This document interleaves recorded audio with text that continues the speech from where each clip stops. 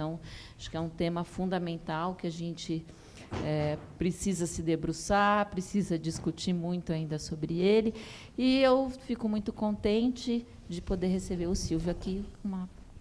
Peço uma salva de palmas para ele. Obrigado.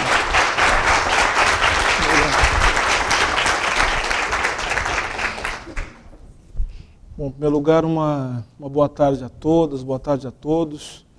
Eu fico muito feliz de participar desse momento, ainda mais que o convite foi feito pela Cláudia, né? A Cláudia, tive a honra de ser professor da Cláudia, mas é daqueles processos em que você, sendo professor, mais aprende do que provavelmente ensina para o seu aluno.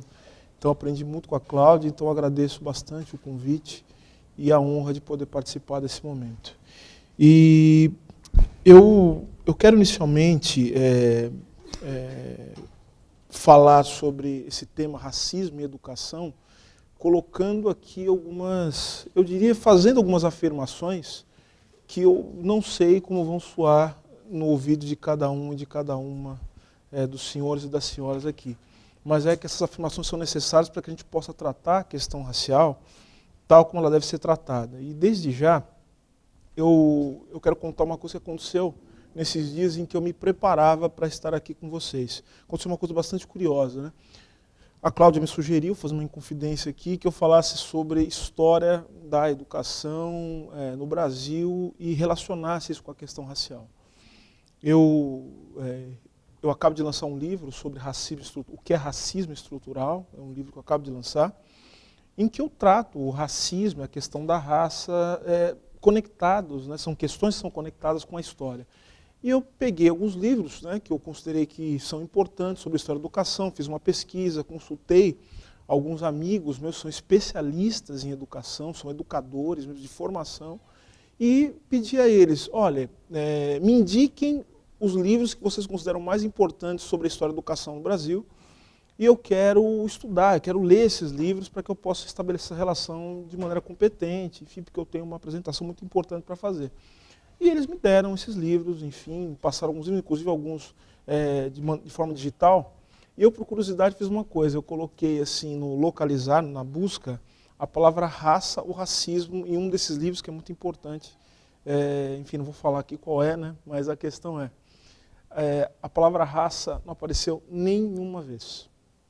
Nenhuma vez no livro inteiro. E olha que não era um livro escrito por um único autor, era um livro organizado, em que vários autores escreviam sobre a história da educação no Brasil em vários períodos. Então, a palavra raça não apareceu. A palavra negro apareceu algumas vezes, apareceu umas 4 ou 5 vezes num livro que tinha umas 300 páginas. Aí eu comecei a achar estranho e eu pensei assim, bom, das duas uma.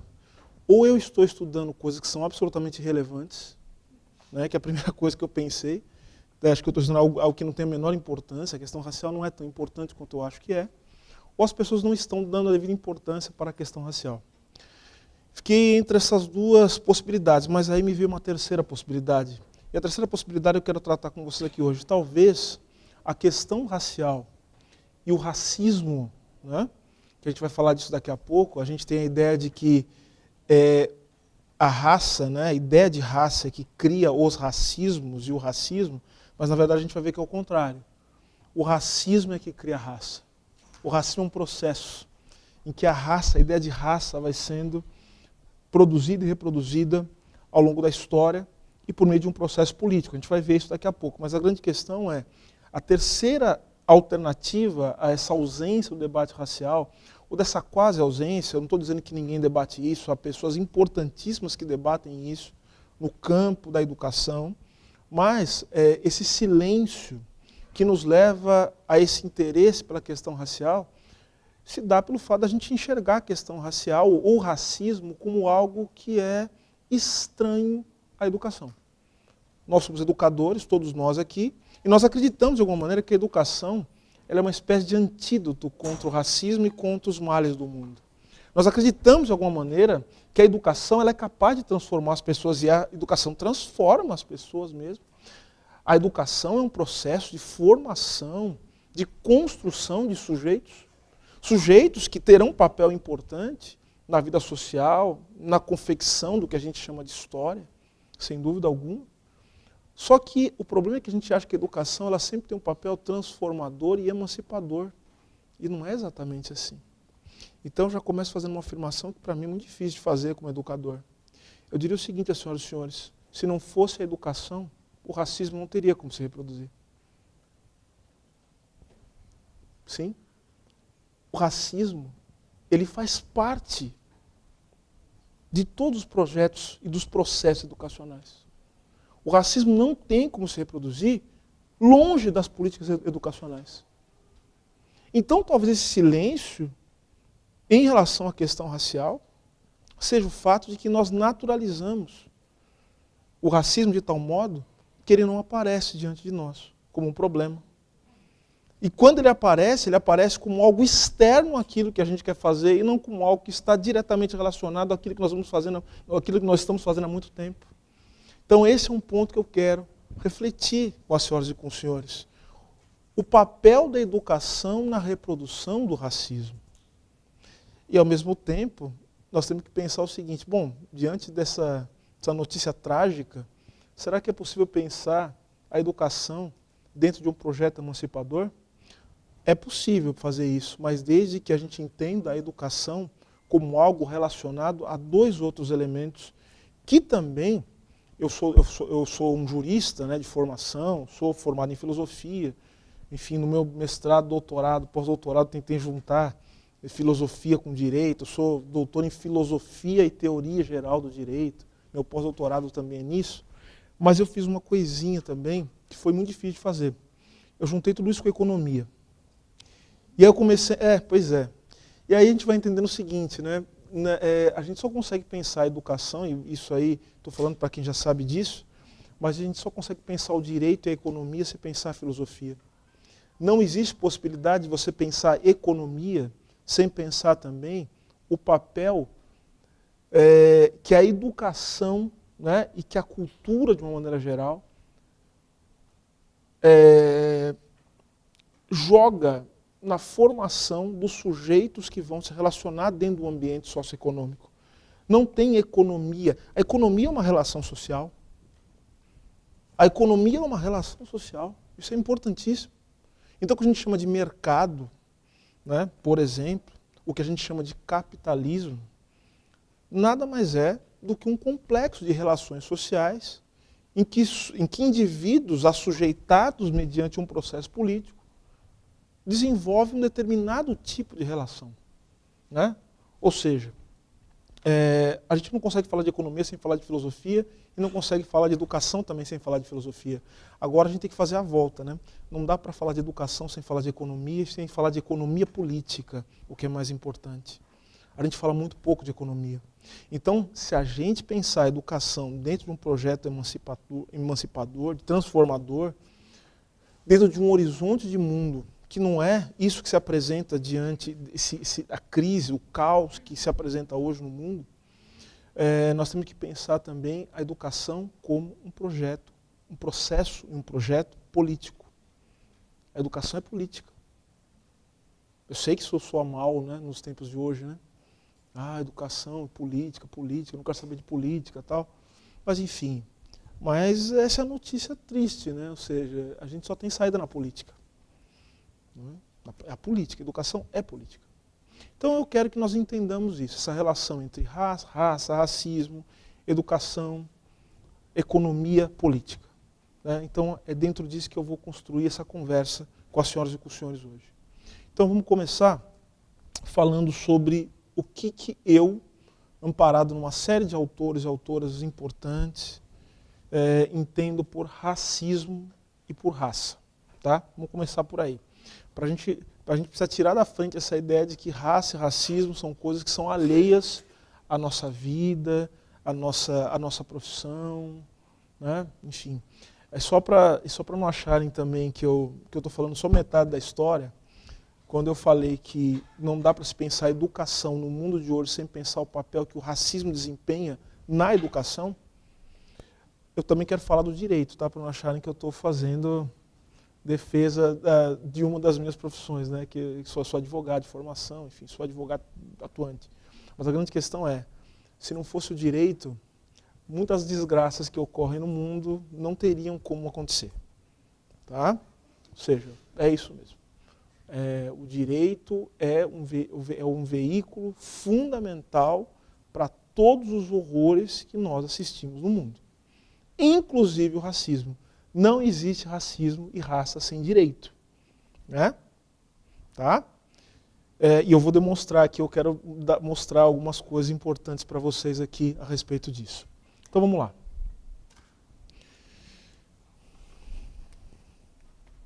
Primeira coisa, raça é algo que só pode ser pensado no campo da história.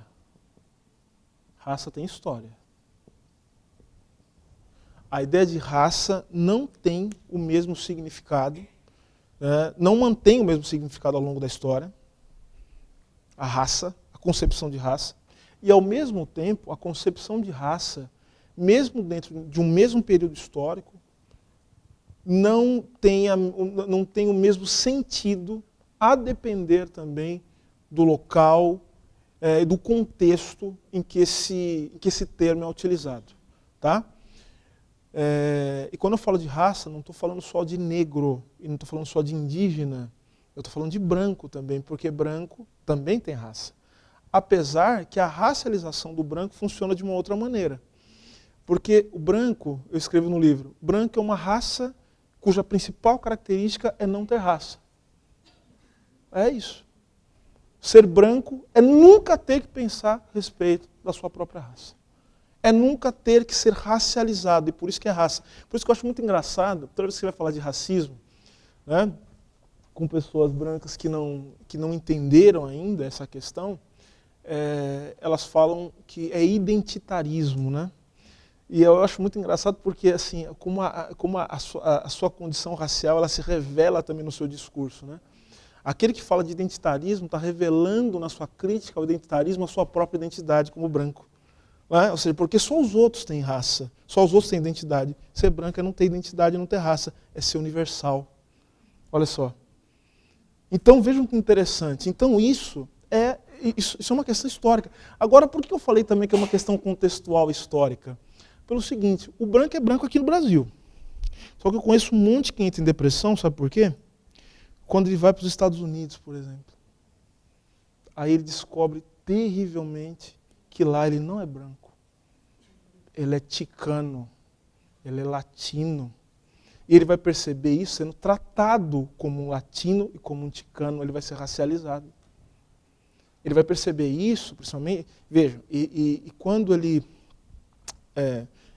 eu não estou falando dos brancos mais pobres, né, ou de classe média baixa que conseguem comprar aquele pacote, tal, e vão para lá, enfim, vão nos lugares turísticos que voltam. Vamos pensar aquele que vai estudar lá e que vai pensar que vai fazer parte da elite branca nos Estados Unidos ou na Europa.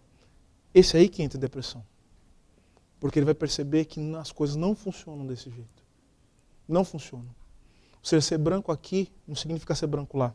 Esse é o grande fardo do homem branco da periferia, do capital, né? Do subdesenvolvimento. Qual que é o grande fardo? O grande fardo que ele carrega é que para ele ser branco, ele precisa a todo momento afirmar a sua branquitude sobre outras pessoas. Né? Porque o pior medo é ser negro, né? E não ser aceito por aqueles que de fato são brancos, né? Que são aqueles que moram nos países centrais. Ele não é americano. Ele não é norte-americano, ele não é estadunidense, ele não é canadense. Ainda se ele for canadense, ainda da parte francesa, ele também está meio complicado, né? Porque os canadenses da parte francesa são chamados, né, de noir, né? Eles são chamados de negros canadenses também, porque são latinos. Né? Então vejam que raça é uma questão absolutamente vinculada ao contexto histórico. Não se retira a raça de contexto histórico. Tá? Então esse é um ponto fundamental. E para nós é um alento, né? Ainda bem que é. Então significa que ser histórico é sinal que pode ser superado. Que bom, né? Que bom que é histórico. Sinal então que nenhuma luta é em vão. Agora, raça pode ter sentido em várias coisas, né? Pode ter sentido, por exemplo, em características físico-biológicas, onde determinadas pessoas vão sendo identificadas a partir de tais características como membros de um grupo. ou então pode ser identificado a partir de um pertencimento a certas práticas culturais. E essas pessoas são racializadas porque comungam dessas mesmas práticas. Então vejam, o racismo ele pode ser as duas coisas ao mesmo tempo também, pode ser uma mistura, né, de características biológicas que alguns indivíduos compartilham entre si, que são identificados. Às vezes nem compartilham, mas quem cria a raça não é a pessoa que é racializada, é o racista. Então ele decide para você aquilo que você tem em comum com outra pessoa, com outro indivíduo. Que, aliás, é uma característica da raça também. Quem é racializado e quem é subalternamente racializado, falo negros, indígenas, né, aqueles que são sistematicamente discriminados ao longo da história, uma das características é você perder a sua individualidade. Né?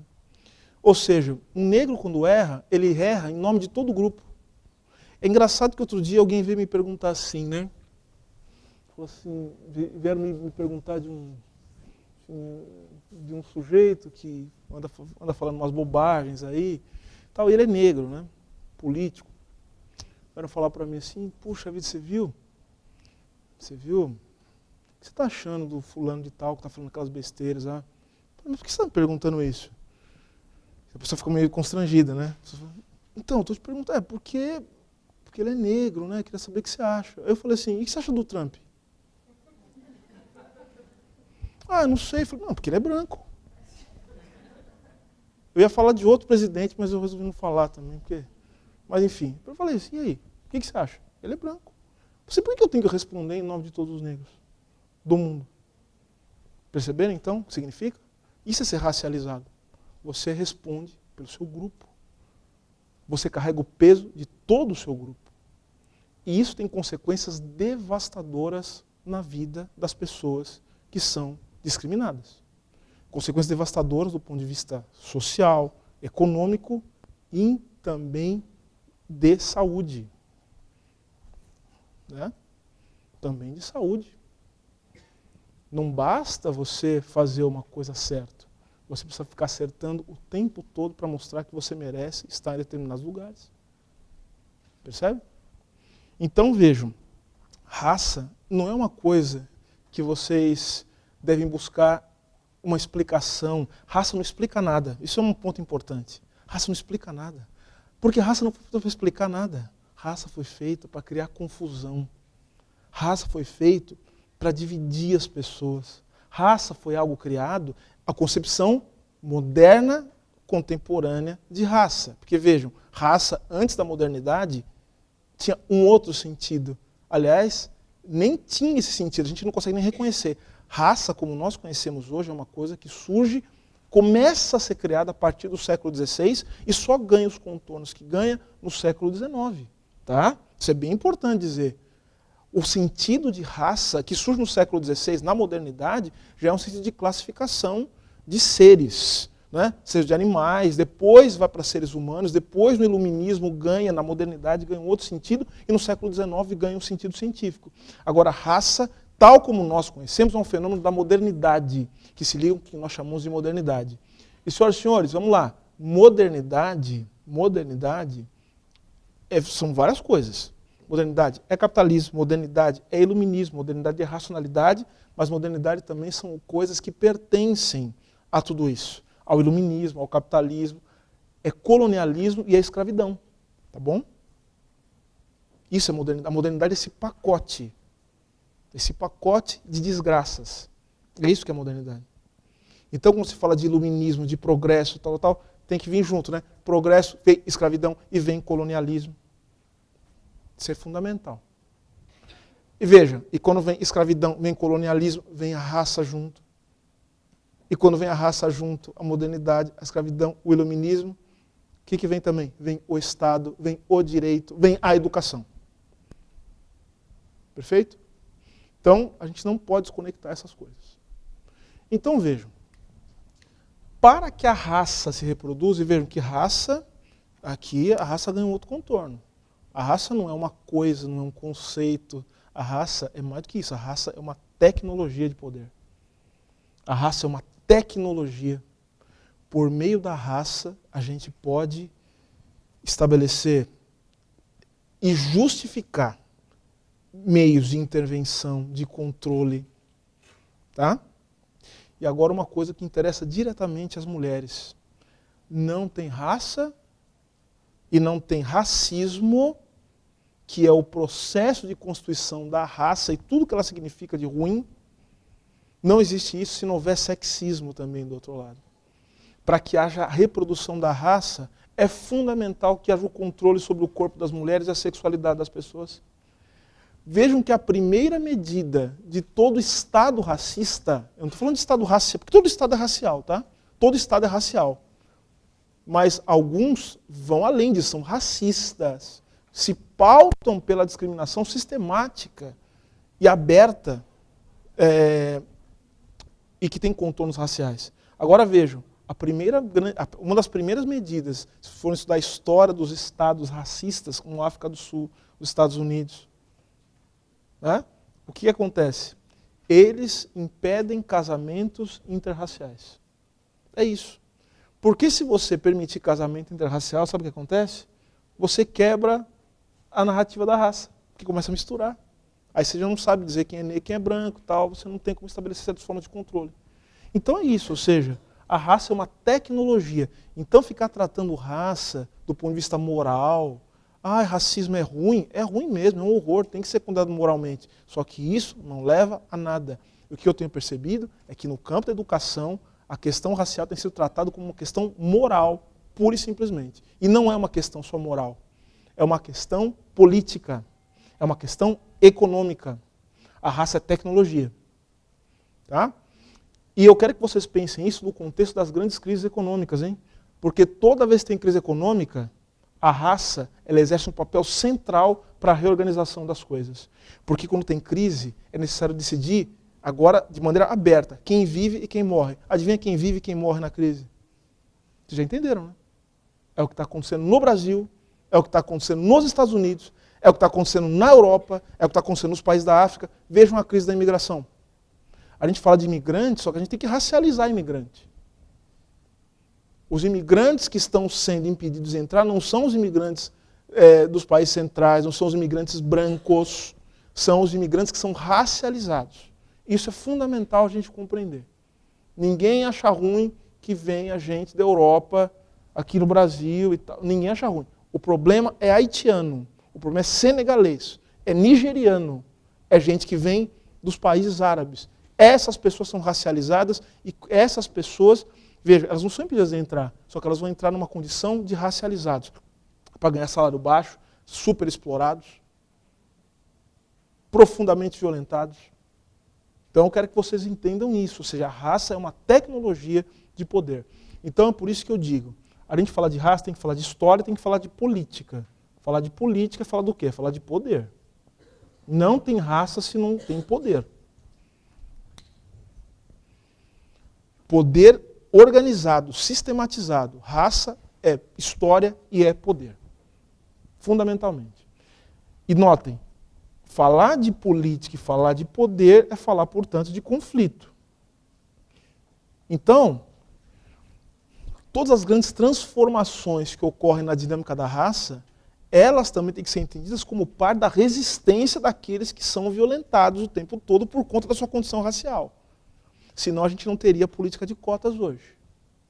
Senão a gente não teria, né, também encerrado a escravidão. Obviamente que tem uma condição conjuntural, contextual, para o fim da escravidão, ou seja, o Brasil acordou no meio da Revolução Industrial, só que a Revolução Industrial não significou também o fim da escravidão. Não significou.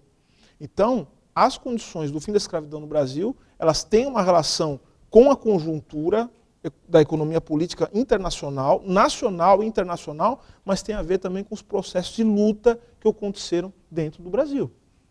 Tá? Então, isso é muito importante, entender que raça é espaço do conflito. Então, a todo momento a gente está querendo mudar essa condição, né? Então, eu gosto muito da frase de Frantz Fanon, né? Frantz Fanon foi um psicanalista, filósofo, da Martinica, que estudou na França, enfim, fez parte, foi fundamental na resistência argelina contra a colonização francesa. O Frantz Fanon ele dizia: os brancos racistas criaram o negro. Os negros fizeram o quê? Criaram a negritude. Tá? Da mesma maneira a gente pode falar das mulheres. O machismo criou a mulher.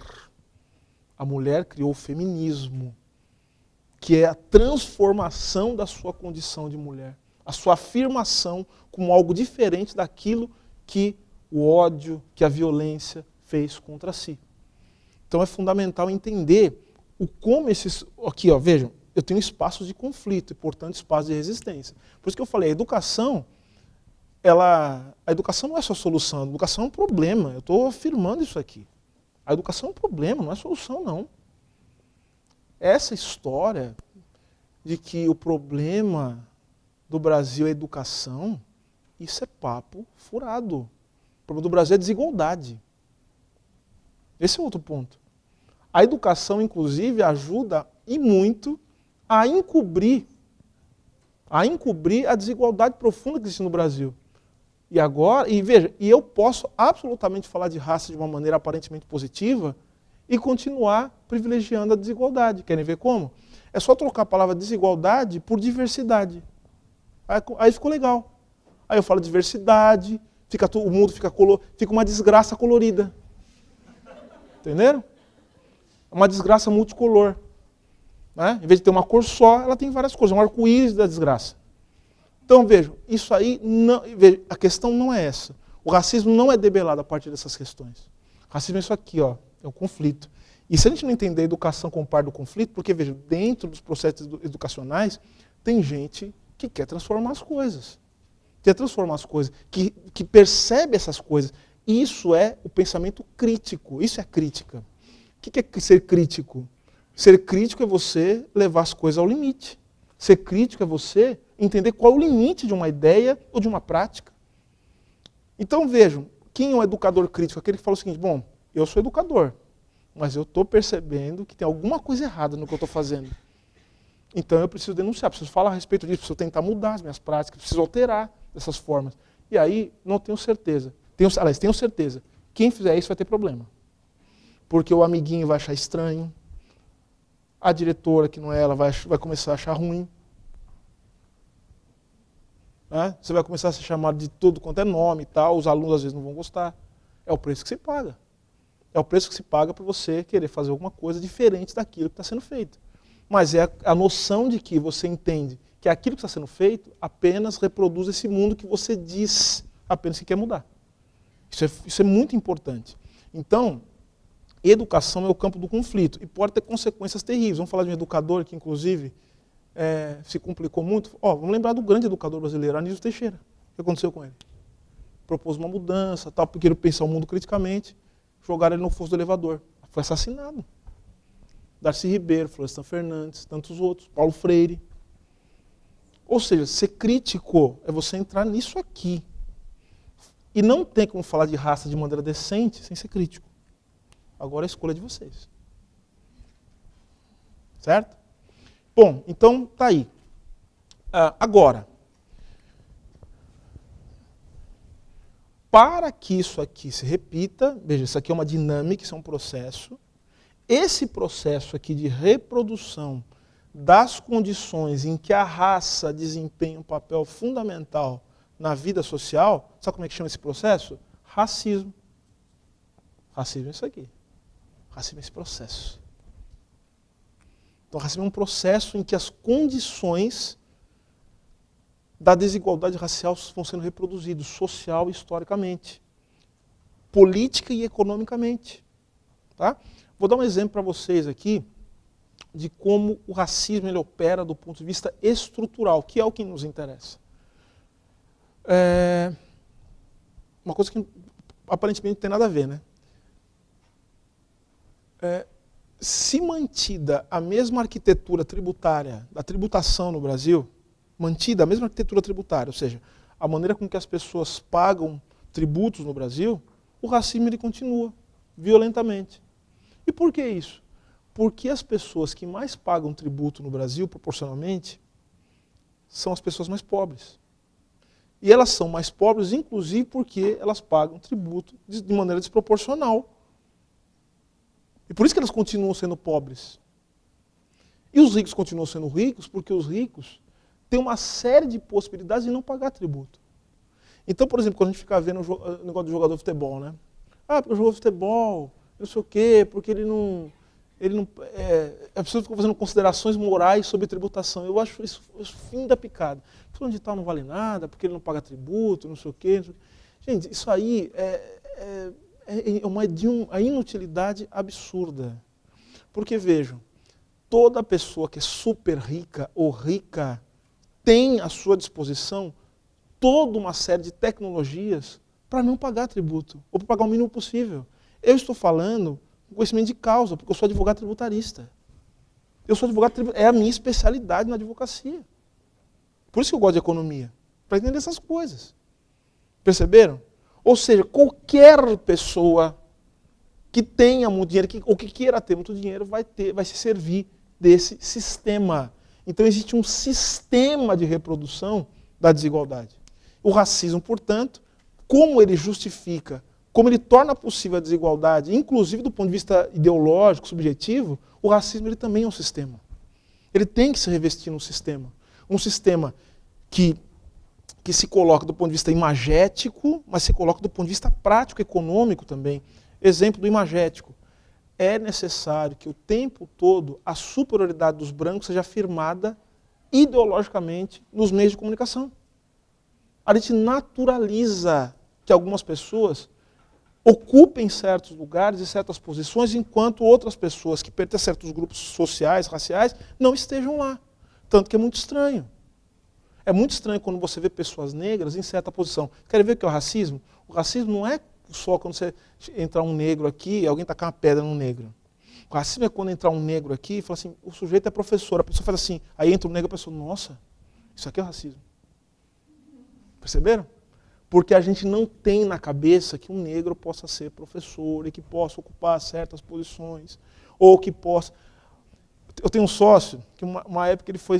O meu sócio de advocacia, uma certa época da vida dele, um dos meus sócios, são dois, ele foi acionista de um banco pequeno.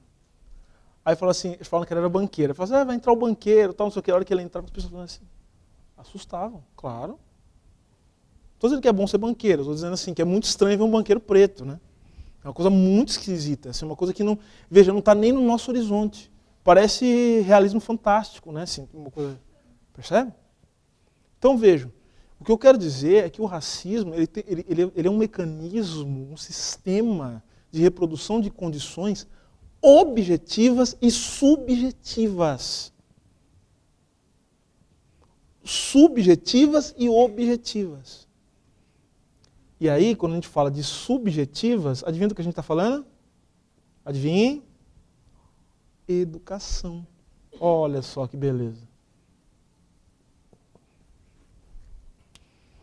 Você tem que ter um sistema educacional racista para reproduzir as condições subjetivas do racismo. Me parece óbvio, né? Agora, falando assim, parece óbvio. Vocês entenderam? Então, a gente pode ver isso, professor Silvio, mas eu não estou convencido ainda. A gente pode ver isso na história do Brasil. A história da educação no Brasil, ela demonstra isso de maneira bastante evidente. Né? E o que nos interessa, fundamentalmente falar aqui, eu vou falar disso daqui a pouco, é falar da educação pós-republicana, principalmente. Né? Eu não preciso nem falar da educação pré-republicana, porque a gente está falando primeiro que você não tem exatamente você não tem um projeto nacional, não tem projeto nacional de educação no Brasil. Período colonial, então piorou, período do Império, uma coisa muito precária. Mas a gente começa a falar de educação pública mesmo, né? Enfim, de formação de uma nação, de indivíduos aptos para viver numa república a partir do início do século XIX. Ou melhor, desculpe, a partir do final do século XIX e início do século XX. Início do século XX. A gente começa a falar de período republicano, a República Velha, é que a gente começa a falar da educação como sendo um projeto nacional, o que se intensifica e muito no Estado Novo, a partir de 1937. Tá? Então, o Brasil, eu diria o seguinte, no período imperial, até pelo imperial, o Brasil não tinha um projeto educacional, não tinha uma política educacional. Na República Velha passou a ter assim, laivos e pequenos suspiros de uma política educacional. É no Estado Novo que o negócio ele começa a ganhar um outro contorno, né?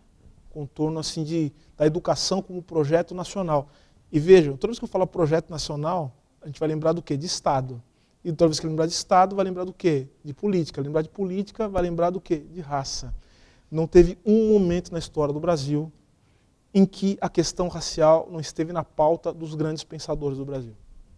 Todo grande pensador do Brasil pensou em raça. Explícita ou implicitamente. Todo grande pensador do Brasil. E toda grande pensadora também, porque nós tivemos as grandes pensadoras. Então, é sobre isso que eu quero falar daqui a pouquinho na parte final, tá? Você está controlando meu tempo aí? Ou não? Você não está controlando meu tempo? Ixi, então a gente não tem mais muito tempo, então. Eu tenho muita coisa para falar. Mas a questão toda, eu só quero aqui, só para terminar essa parte inicial, eu quero só falar de 3 conceitos que eu acho que são importantes aqui. Primeiro, eu falei muito da palavra estrutural, né? Eu falei de racismo estrutural. A tese que eu coloco no meu livro é a seguinte: não tem outro racismo que não seja estrutural, tá? Racismo é sempre estrutural, porque é processo histórico, político. Ah, mas e o racismo institucional? O racismo institucional, ele é uma manifestação parcial do que a gente chama de estrutural. É o racismo que se dá na dinâmica das instituições. Por quê? As estruturas sociais, elas se manifestam aonde? Aonde? Como é que as estruturas sociais se reproduzem? Chama de estrutura que eu estou falando de, vamos lá, para simplificar, falando de política, de economia. Como é que elas se manifestam? Por meio das instituições. Então, se eu não tiver instituições, eu não consigo reproduzir as práticas sociais que vão, enfim, dar sentido e continuidade às estruturas. Então, vamos lá dar um exemplo. O Estado é uma instituição? Sim ou não? O Estado é uma instituição? E dentro da instituição, o Estado, portanto, ele é a principal instituição. Né? E dentro dessa dinâmica, o Estado, ele também está conectado com uma série de outras instituições que dele dependem diretamente. O que um autor importante estudar na educação chama de aparelho ideológico. É óbvio, os aparelhos ideológicos do Estado. O Estado sustenta tais instituições. Então, veja, escola. Veja, não tem como, não tem escola que não tenha ligação direta ou indireta com o Estado. O Estado dá pauta, de alguma forma. E, obviamente, vejam, o Estado, ele mesmo, ele é o resultado das condições estruturais da sociedade. Não é o Estado que surgiu primeiro, a sociedade depois. É a sociedade, e é a partir da sociedade que o Estado se sustenta, porque existe um tipo de sociedade, que é o que a gente vive, que torna o Estado possível. Ou seja, é só numa sociedade em que as pessoas se relacionam como indivíduos, estabelecem entre si uma dinâmica econômica de troca, é que tem que haver um poder centralizado, e que vai ter que gerenciar isso, que vai ter que organizar essa vida social. É algo que, por exemplo, não se vê na Idade Média. Não tem Estado no mundo medieval. Não tem poder impessoal. Por que tem poder impessoal no nosso tempo? Porque a ideia é que todo mundo é livre igual. Se todo mundo é livre igual, o Estado tem que ser impessoal. E aí, veja, tem que ter uma coisa chamada direito. E o direito também tem que ser impessoal. A legalidade, Estado de Direito, essa coisa toda. Por quê? Porque nós nos orientamos pela legalidade que é impessoal, e não pela ordem pessoal de um rei, né? Enfim, de um padre, eventualmente. Não é isso. Então vejam que a ideia da impessoalidade, a ideia da troca mercantil generalizada, do capitalismo, depende da existência do Estado como uma forma política da sociedade. Então, notem, o Estado é uma instituição necessária para a reprodução das condições estruturais da sociedade. Se a sociedade, para que a sociedade se mantenha capitalista, é necessário que haja o quê? Instituições que reproduzam as práticas do capitalismo. Certo? Então são escolas. Só que dentro das instituições, veja, as instituições, elas têm conflito. As instituições são lugares de luta. Né? Por isso que eu falei para vocês, a história não está decidida. Não está decidida. Está duro, né? Veja, tem momentos que é mais difícil lutar, vídeo o momento que a gente vive hoje, e tem momentos em que a gente às vezes acha, poxa, agora a gente está ganhando, né? Ó, estão acontecendo algumas coisas legais. Só que existe uma coisa que é a luta. É a luta pela hegemonia. A instituição tem luta pela hegemonia. Quem é que vai... Veja, como é que a gente vai... Quem é que vai mandar na instituição? Mas para continuar mandando tem que ceder um pouquinho aqui. Ou seja, é a luta, é o conflito permanente. Então veja o que eu falo. O racismo, ele é institucional. Mas ele, antes de tudo, é o quê? Estrutural. É da estrutura social a divisão racial. Assim como a desigualdade também é estrutural. A desigualdade não é criada pela instituição. A instituição reproduz as práticas que levam à desigualdade.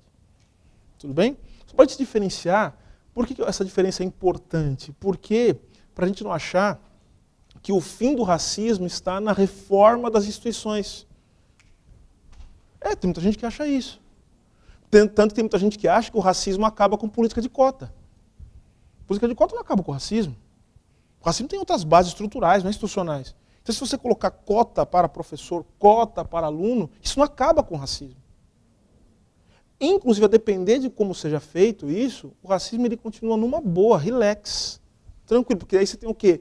A tal da representatividade, que é importante, mas não é tudo. Porque tem muita gente que ela é pertencente a um grupo, mas ainda que ela venha estar numa posição de poder, ela não representa aquele grupo, porque não representa os interesses do grupo. Você sabe o que eu estou falando, né? Sabe, né? Então, vejam. Tem umas amigas minhas que falam assim, ó, eu prefiro... Tem certos lugares que eu prefiro que certas mulheres nem estejam. Porque, veja, elas servem para duas coisas. Primeiro, para legitimar todo tipo de desgraça que for feita contra as outras mulheres. Porque a pessoa vira e fala assim, não, agora aqui tem uma mulher. Então, veja, estou amparado. Então, tudo que eu fizer aqui, ó, tem representatividade. Claro? Então, representatividade é importantíssimo, é fundamental, porque ajuda a quebrar, inclusive, essa questão imagética que envolve o racismo, só que não é tudo. A representatividade pode ser também um tiro no próprio pé, muitas vezes, porque ela pode ser manipulada. Querem um exemplo histórico? O governo do George Bush. O secretário de Estado americano era um negro. E a secretária também de Estado norte-americana, também depois, era uma mulher negra. O ministro da Suprema Corte americana, o mais reacionário de todos, que vota contra a ação afirmativa, que vota contra a igualdade, que vota a favor das empresas, contra os grupos sociais, contra os indivíduos, é um homem preto, retinto. Estão percebendo? Então, a questão racial, ela não... Veja, se a gente ficar caindo nessa história, que a questão racial se resume a questões biológicas e tal, e basta ter representantes desses grupos racializados no poder institucional para mudar as instituições e acabar com o racismo, a gente vai se dar muito mal. Muito mal. Tá? Até porque, pelo seguinte, o que eu acabei de falar antes, né? Os brancos também têm raça, ainda que eles achem que não tenham. Então, se alguma coisa não mudar para eles também, tem um autor que eu gosto muito, que é um homem negro, que é um homem muito importante, enfim, ele tem que ser resgatado, a gente fala muito pouco dele, que é o Guerreiro Ramos, né? Alberto Guerreiro Ramos, um dos intelectuais mais importantes que o Brasil já teve, dos anos 50 e 60. O Guerreiro Ramos, ele é praticamente o fundador da administração pública no Brasil, Alberto Guerreiro Ramos. Alberto Guerreiro Ramos é fundador da FGV, para vocês terem uma ideia. E praticamente, a FGV praticamente não fala dele. Né? Mas eu vou fazer uma semana Guerreiro Ramos lá. Vai ver só. Sou professor, agora eu vou fazer uma semana Guerreiro Ramos. Vocês vão ver. E aí é o seguinte, para discutir, e veja, o Guerreiro Ramos é o sujeito que não está discutindo só a questão racial. Ele diz o seguinte, ó, eu estou discutindo projeto nacional, desenvolvimento, administração pública brasileira, só que eu acho que nenhum desses temas se discute sem discutir a questão racial. Então o Guerreiro Ramos, ele começa a implicar com os autores, que são até aliados, né? Que eles falam sobre o problema do negro no Brasil, né? Florestan e tal. Aí o Guerreiro Ramos fala assim, o problema do Brasil não é o negro, não. Não é o problema do negro, é o problema do branco. É o branco que não quer se integrar. Né? Então, assim, o Guerreiro Ramos ele chama de patologia social do homem branco brasileiro. Não é problema do negro. O negro não tem problema. O que tem problema é o branco. Então vejam, nesse sentido, a questão racial deve ser tratada como um problema de todo mundo, de todos nós. Porque notem, a gente fica falando de desenvolvimento econômico, superação de crise econômica, crise política no Brasil. Vocês acham que consegue superar algum tipo de crise ou se desenvolver um país em que 54% da população é negra e é tratada como lixo?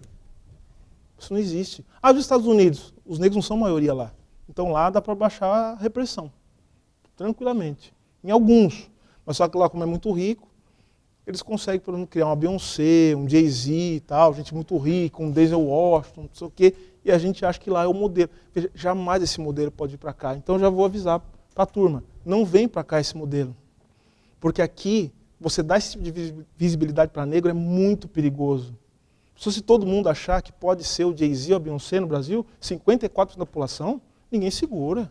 Lá a pessoa pode sonhar. Ou seja, como é que você mantém a desigualdade desgraçada dessa que tem no Brasil, né, com todo mundo podendo sonhar que pode ser, ter uma vida decente, que pode ser o máximo? Então é necessário o tempo todo você passar a imagem de que as pessoas que pertencem a grupos racializados, negros, indígenas, são pessoas de quinta categoria e que isso é uma coisa atávica, que não vai mudar. Aqui no Brasil não dá. Aqui no Brasil o negócio tem que ser muito violento, mas tem que ser muito sutil. Notaram? Então vamos lá, para a gente terminar a última parte, tá? Eu falei para vocês que tem uma relação evidente entre projeto nacional no Brasil e racismo e raça. E falei que todos os grandes pensadores do Brasil, que pensaram o Brasil enquanto nação, eles pensaram na questão racial explícita ou implicitamente. Vou dar alguns exemplos aqui para vocês. Primeiro, os intelectuais da República Velha, a pergunta que, veja, depois que você teve a proclamação da República, depois que você teve o fim da escravidão, a grande pergunta era o seguinte, como é que isso aqui vai ser um país? Era a primeira pergunta que eles faziam. Como é que a gente transforma isso aqui num país? A economia está em frangalhos, é uma economia basicamente agrária, e veja, não tem mais o poder centralizado, que era o poder que inclusive dava legitimidade para que o Estado brasileiro pudesse ter um papel decisivo na vida social e econômica, já não tem mais império. O que vai ser a República? Tanto que alguns intelectuais que eram contra a escravidão, eram contra a República também. Sabe o que eles diziam? A República vai virar uma república de oligarca. Isso aqui não vai dar certo a República, tem que ter um poder centralizado, porque isso aqui é muito zoado, esses caras vão querer vir para cima e tem que ter um poder centralizado legítimo que vai pôr ordem na casa. Senão não vai ter jeito. Sabe quem falava isso? Um homem negro chamado André Rebouças. O maior engenheiro da história do Brasil. Esse cara resolveu o problema da água no Rio de Janeiro, negro. O pai dele negro, advogado, o Antônio Rebouças.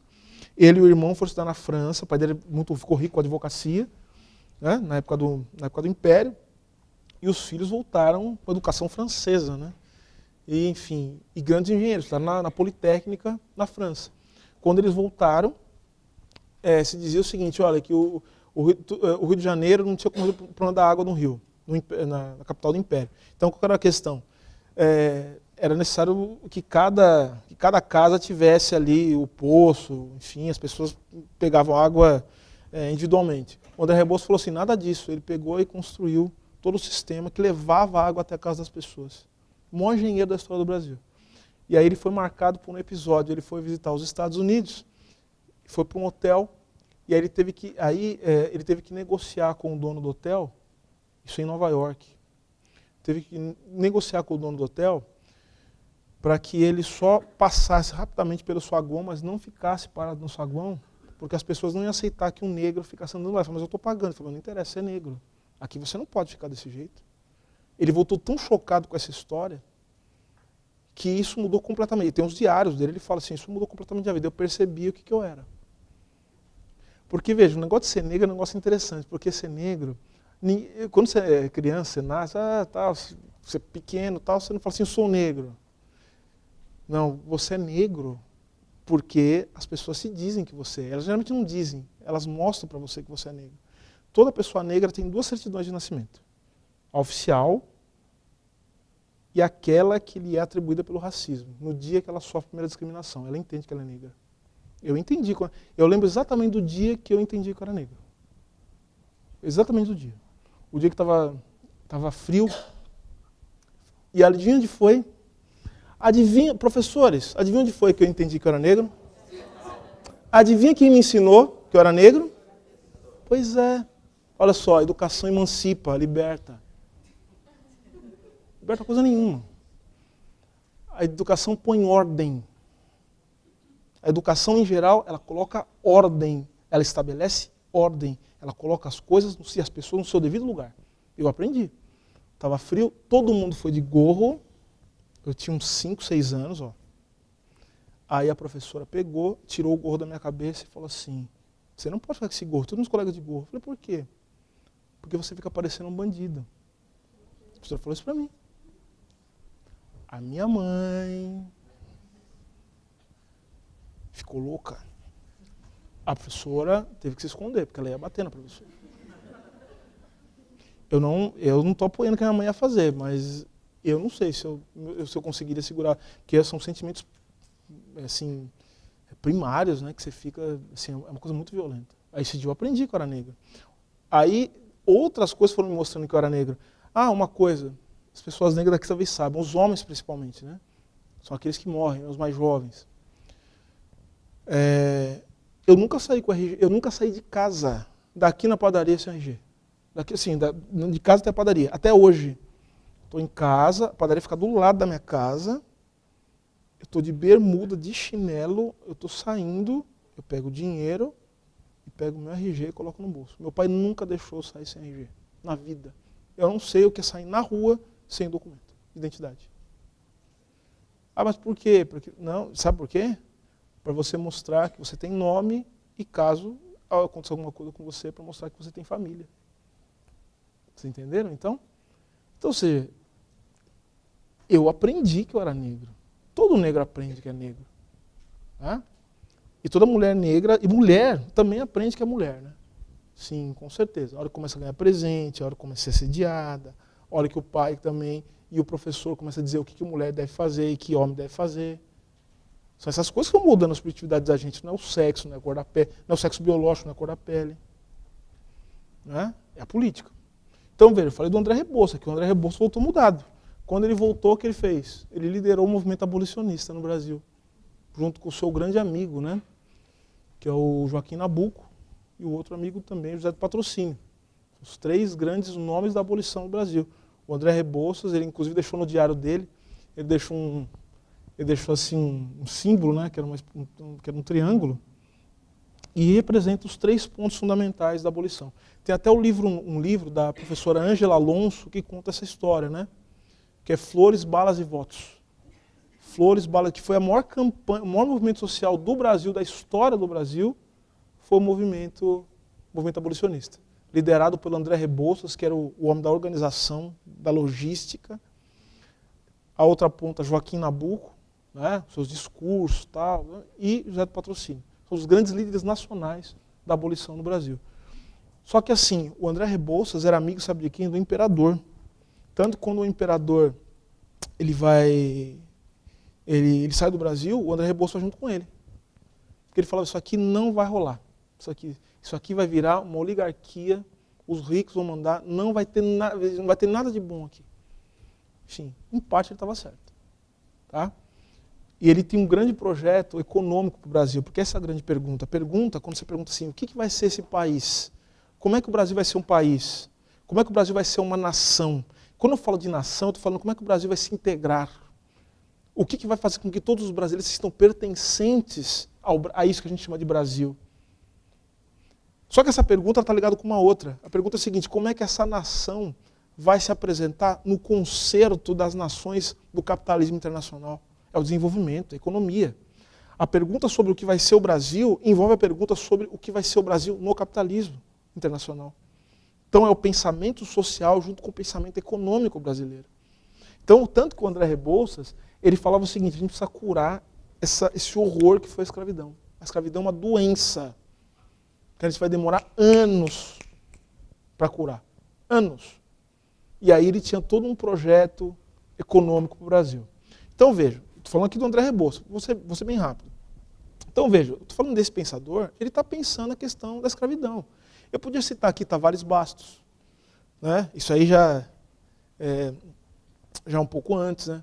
Podia citar o Visconde do Uruguai, que são autores importantes e que estão pensando a questão da escravidão e a integração nacional, como é que forma o Estado brasileiro, estão pensando raça, estão pensando escravidão. Eu posso citar aqui, vejam, depois, o autor também falando sobre questão racial. Eu posso citar Nina Rodrigues.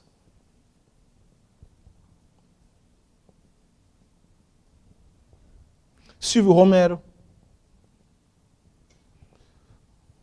E é interessante citar esses autores, porque são autores, primeiro, da academia, são educadores, e são o quê? Olha o horror, juristas. E médicos também. Esse aqui é médico. Nina Rodrigues é médico, jurista e médico. Porque o Brasil tem uma coisa muito louca. Juntou advocacia, direito com medicina. Olha, tem coisa pior para acontecer? Juntou direito com medicina e com educação. Essa gente começou a ensinar as pessoas a serem assim. Então isso aqui é o Brasil. É Nina Rodrigues, dizendo o seguinte, ó, se a gente não se livrar do elemento africano, nós nunca seremos uma nação. Ah, mas isso aqui é um absurdo. Não é absurdo, esse cara aqui é super respeitado. Super respeitado. Foi um dos maiores intelectuais da história do Brasil. E ele não está falando sozinho, ele está dialogando com ideias que vêm da Europa. Vêm da Europa. De autores respeitados também. Isso aqui é um espírito do tempo. Isso aqui é espírito do tempo. Eles são intelectuais respeitados, são educadores. Olha só. Isso aqui é educação. Silvio Romero, um dos fundadores da Escola de Direito do Recife. Tobias Barreto, inspirado nas ideias positivistas. E aqui em São Paulo? Aqui em São Paulo é um horror, gente. Porque São Paulo juntou uma coisa muito louca. São Paulo juntou o seguinte, ó, tem Alberto Salles. Alberto Salles, que era o quê? Adivinhe? Educador. Professor. O Alberto Salles, olha só o horror. Ele é um sujeito que ele tá querendo pensar a república. O que seria a república? Porque assim, é necessário preparar as pessoas para viver na república. Ele está inspirado em quem? Ele tirou essa ideia da cabeça dele sozinho, assim? Ele é um homem inteligentíssimo. Não, ele está lendo Thomas Jefferson, que todo mundo acha, oh, Thomas Jefferson. Horror. O Thomas Jefferson está dizendo o seguinte, olha, é necessário que a república é o lugar em que as pessoas sãs, as pessoas aptas, é necessário preparar as pessoas para viver na república. Tem gente que não pode compartilhar a república. Quem são? São os escravos. São os negros. Por isso que não tem, veja, uma incompatibilidade entre republicanismo e escravidão. É que no Brasil as coisas se deram num único golpe. Mas você tinha antes uma discussão em São Paulo, gente que apoiava o republicanismo, mas era a favor da manutenção da escravidão. Porque entendendo que era necessário preparar as pessoas para viver na república. Então a educação em São Paulo, e tem relatórios sobre isso, do final do século XIX, começo do século XX, dizendo o seguinte, olha, a gente precisa preparar a educação brasileira precisa ser o lugar em que a civilização e a cultura caminhem juntas. A educação serve para quê? Segundo Alberto Salles e tantos outros, para civilizar as pessoas. O que é civilizar as pessoas? Mostrar para as pessoas que existe uma ordem no mundo e que a desigualdade ela é o resultado de pessoas que não conseguiram chegar a um determinado patamar evolutivo. Então não é todo mundo que pode viver na República, tem que preparar quem está apto para viver na República. Esses sujeitos todos, sabe onde eles estão fixados? Na Escola de Direito do Lago São Francisco. E é o pessoal que lê um sujeito chamado Herbert Spencer. Já ouviram falar dele? Herbert Spencer é um sociólogo darwinista. Evolucionista. São essas as origens aqui, senhoras e senhores, do pensamento mais abalizado que nós temos sobre o que é o Brasil. São Paulo é isso aqui. Tanto que quando teve a Revolução de 30, Quem é o Estado que criou uma universidade para pensar contra o resto do Brasil? Adivinha? São Paulo. A USP, eu sou uspiano, posso falar, é a Universidade da Mágoa. As pessoas criaram a USP e é a mágoa, assim, é o cluster da mágoa nacional. A gente tem uma data magna para celebrar o dia que nós perdemos. 9 de julho, virou nome de avenida, data magna, virou feriado, o dia da derrota. Perceberam então o que é São Paulo? É isso aqui. Ou seja, mas isso aqui tem um contexto econômico. Quem é que está por trás disso aqui? Quem é que está dando uma base material para isso aqui? São os cafeicultores. O pessoal que é essa elite, a locomotiva do país, mais importante que todo mundo. Olha só o discurso, ó. Você viu que as coisas não acabam assim? Olha o que é ideologia. Ideologia é um negócio desgraçado, é isso aqui, ó. Penetra na mente das pessoas, no coração das pessoas. Isso é um negócio muito violento. Então vejam que na República isso aqui, ó, é racismo científico. Agora, e no Estado Novo? Estado Novo, assim, agora, aí o Brasil vai deixar de ser fazenda, vai virar Estado mesmo. O Brasil era o quê?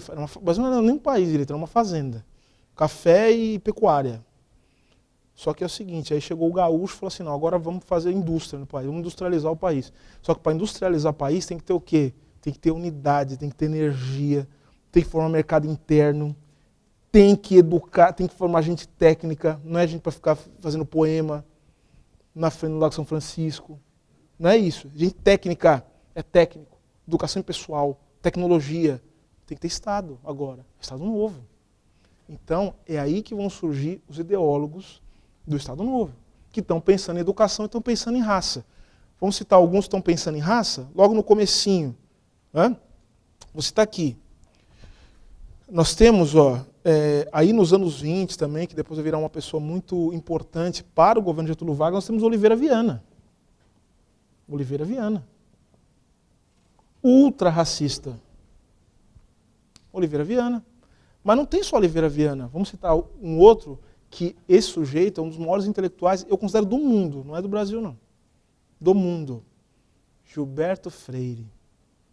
Esse sujeito está aqui, ó, anos 30.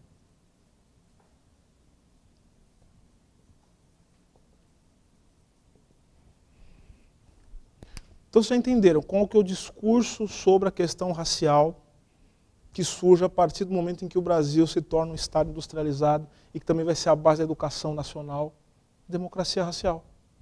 É isso. É o discurso da democracia racial.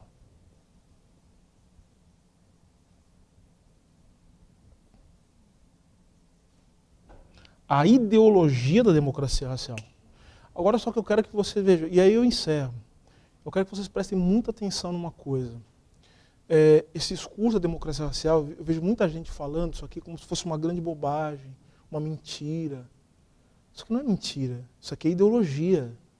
Como é que a ideologia se torna verdade? Nas práticas das pessoas. Então isso aqui é ideologia, a ideologia é prática material, ela é reproduzida pelas práticas, pelos discursos. É isso aqui, ó. E democracia racial, veja, uma coisa é a ideia da democracia racial, o discurso, outra coisa é o mito da democracia racial. E o mito é uma coisa que foi apropriada, inclusive, por algumas pessoas, alguns intelectuais, que são intelectuais progressistas. O Florestan Fernandes, quando ele fala do mito da democracia racial, ele está querendo dizer o seguinte, olha, não tem democracia racial, mas seria muito legal que ela existisse. Só que daí tem que ter reforma econômica, tem que ter transformação política. Então, se a gente se mirar para a democracia racial, pode ser uma coisa interessante, porque senão a gente fica confundindo os freirianos, assim, conservadores, com Darcy Ribeiro e Florestan Fernandes, que são outra coisa. A gente pode ver os limites disso. Mas vejam, a democracia racial é uma ideia que está na base do pensamento econômico e social do Brasil a partir dos anos 30. Qual que é a ideia aqui fundamental? A ideia é a seguinte: o Gilberto Freire nunca disse que não tem conflito de raça, ele disse que tem conflito, mas ele disse que a resolução dos conflitos se dá pela própria dinâmica que se estabeleceu nas relações dentro do latifúndio. Ou seja, nós conseguimos, apesar das diferenças, dos conflitos, da violência, nós conseguimos instituir uma dinâmica de resolução dos nossos conflitos, uma dinâmica de uma convivência, que é uma convivência, vamos dizer, profícua, uma boa convivência. Nós conseguimos fazer isso. Então nós temos formas de resolver os conflitos que são do nosso próprio convívio entre negros, brancos e indígenas. Nós, ainda que não queiramos, aprendemos uns com os outros, é isso que ele está dizendo. E veja, esse discurso aqui, ele tem um acento que é para a economia. O que ele está querendo dizer? Olha, é necessário que o velho se compatibilize com o novo. Tá? De que maneira? É necessário respeitar as tradições, porque são as tradições que mantêm aquilo que o Brasil tem de melhor. A gente nunca precisou de Estado, nem de modernidade, nem de progresso para resolver nossos conflitos. Nós vimos essa relação tão linda do negro, que dança, que samba, olha o que já está aí, que dança, que samba, que é alegre, que é feliz, do branco que manda, que ordena, que organiza, não sei o quê, perceberam? Nós criamos essa dinâmica positiva. Isso aqui é o que o Brasil tem de melhor. Então isso aqui tem que ser conservado. Então, se tiver modernização, essa modernização, ela tem que ser uma modernização conservadora, que conserve aquilo que nós temos de melhor, que é a democracia racial. Então não tem que ter Estado interferindo. Então vejam, no campo não tem que ter CLT. Olha só, entendendo? CLT é só onde? Trabalho industrial, na cidade, modernidade. Ah, professor, mas isso aí é uma mentira. Mentira, sabe até onde durou esse discurso na legislação? Até 1988. Antes da Constituição de 88, o trabalhador do campo não tinha o mesmo direito do trabalhador da cidade. Olha a violência desse homem aí, intelectual, política. Vocês entenderam agora? Vocês imaginem quanto professor, quanto educador teve que ter para colocar na cabeça das pessoas que tem democracia racial no Brasil? Que a gente deve conservar algumas coisas enquanto outras podem se modernizar? Vocês notaram a violência que tem que ter? E mesmo depois, quando teve ditadura, esse discurso se manteve. Porque daí o movimento... Veja, depois você tem o movimento negro. O movimento negro foi fundamental para as grandes transformações, para as mudanças que nós tivemos positivas, política de cotas, cotas no serviço público, enfim, cotas na universidade, de uma maneira geral, Lei 10.639. Todas essas transformações foram fundamentais e são lutas históricas do movimento negro, veja, e que estão desde os anos 30, com a Frente Negra Brasileira, Teatro Experimental do Negro. Ou seja, são lutas que se dão, inclusive, dentro das instituições. Então, eu queria só dizer para vocês o seguinte, aí eu termino. Se a gente começar a pensar racismo como algo separado da educação, a gente nunca vai conseguir superar o racismo. Porque a gente não vai conseguir fazer política. A transformação maior é uma transformação que não se dá nos métodos educacionais, que devem ser feitos, a gente deve experimentar coisas. Mas as grandes transformações, elas são políticas. É pensar em viver num horizonte de sociedade bem diferente desse, em que a gente aplica os nossos métodos educacionais. Então, quer dizer, a educação é fundamental, ela é importante inclusive para desmontar tudo isso aqui, mas desde que a gente entenda que nós estamos mergulhados e somos parte do problema. Então, ou seja, a gente não vai chegar com uma força externa para resolver um problema que não é nosso. O problema também é nosso. Porque a gente também precisa se transformar. Tudo bem? Obrigado, senhoras e senhores. Obrigado.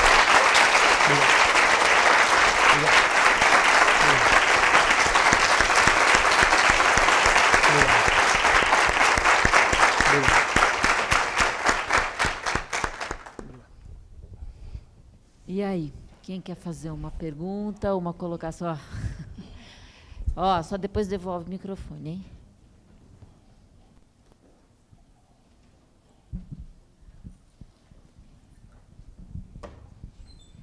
Boa tarde, professor Silvio. Parabéns. Obrigado, meu caro.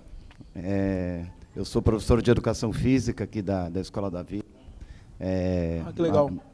Meu pai foi jogador do Corinthians. Eu falei isso, a menor parte do meu currículo eu não falei.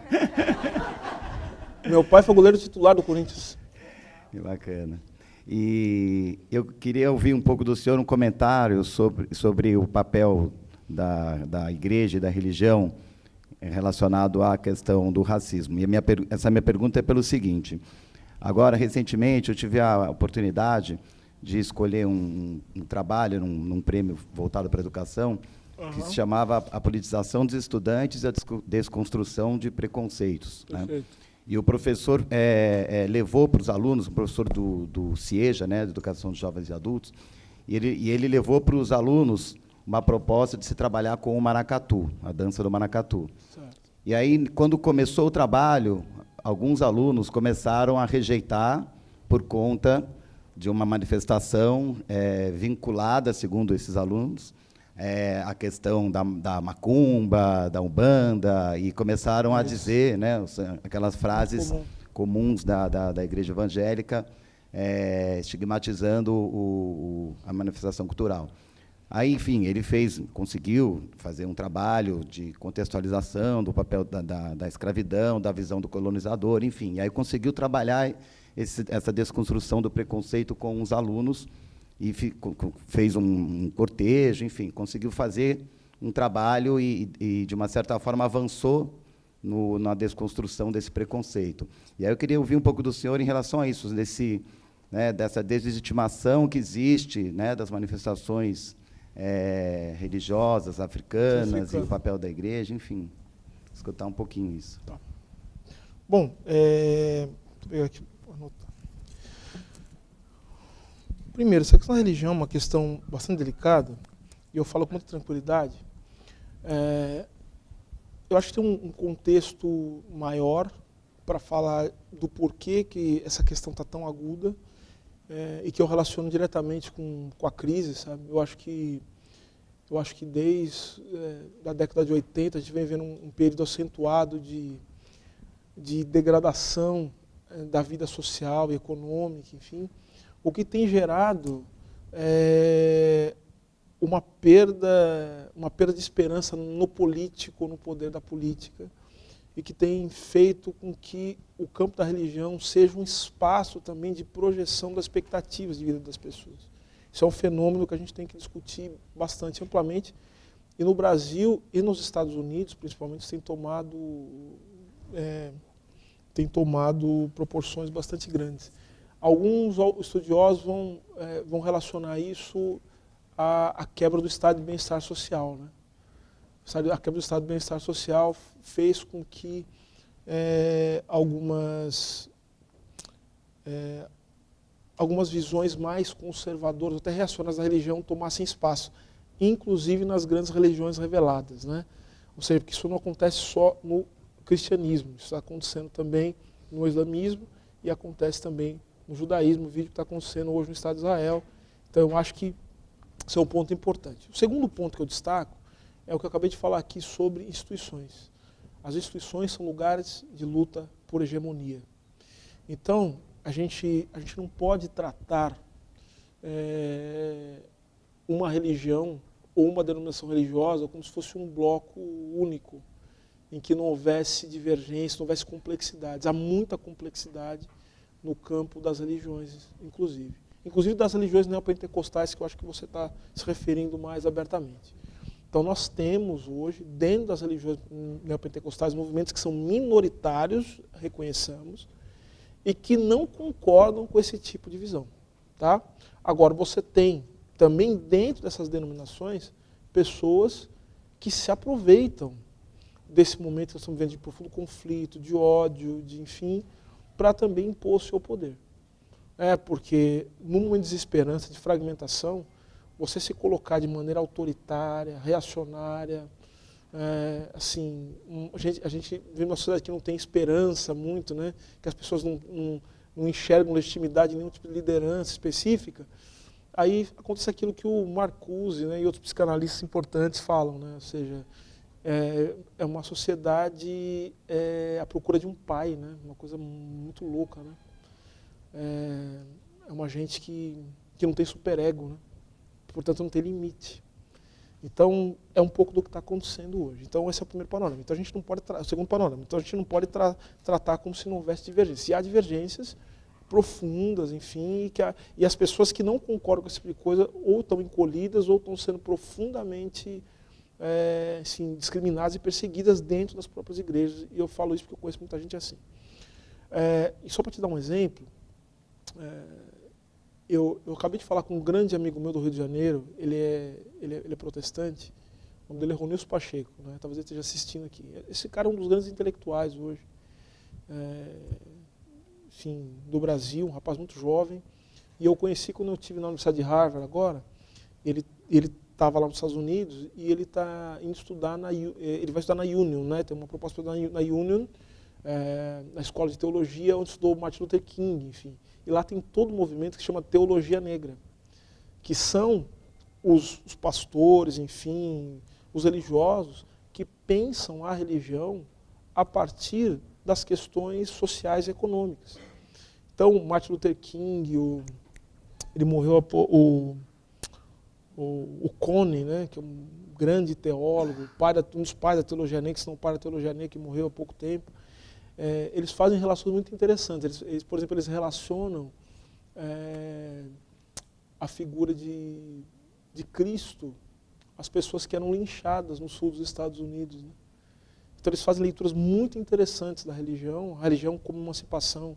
Você tem também autores como Jürgen Moltmann, né, o alemão. A gente tem também um autor que eu gosto muito, vou me lembrar o nome dele daqui a pouco, ele fala o seguinte: estar em paz com Deus é estar em guerra com o mundo. Né? Que eu acho uma frase sensacional. Ou seja, então a gente tem uma série de pessoas pensando a religião como lugar de emancipação. E por fim, eu quero que você observe um detalhe.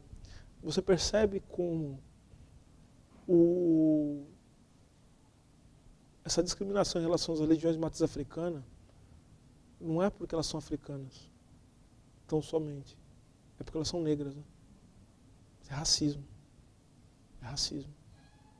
Ou seja, ou se alguém, eu gosto muito eu sou nerd, né, eu confesso. Desde os 80 eu gosto muito de quadrinhos, jogo videogame, eu faço essas coisas. Sou muito empolgado com filme de super-herói. O dia que eu vi o Homem de Ferro a primeira vez no cinema, eu não acreditava que eu estava vendo aquilo em 2008. Então, a questão é a seguinte: é impressionante como a gente acha legal o Thor, mas não acha legal o Xangô, né? Eu acho impressionante, cara. Isso é racismo, cara. Não tem explicação. Até porque o Thor fazia sacrifícios humanos, o Xangô nunca pediu isso, meu orixá, né? Pois é, então você tem uma dimensão do racismo muito violenta, muito violenta. E que eu acho o seguinte: a gente resolve isso na política. Vou te dizer uma coisa, sou capaz de apostar. Se a gente estivesse vivendo num ambiente econômico mais igualitário, se houvesse legitimidade no poder, se houvesse alguém que passasse um risco no chão e falasse o seguinte: ó, para todo esse risco aqui o bicho vai pegar, vocês não aceitam racismo, sexismo e tal, isso aí não estava do jeito que está. Ou seja, porque assim, você tem pessoas que são convictas desse tipo de coisa, você tem uma massa que luta contra isso, você tem uma massa assim, que é manobrada a partir da circunstância. Se o movimento do barco do Brasil e do mundo fosse outro, as pessoas estavam do nosso lado. Não tenha dúvida disso. É a luta pela hegemonia.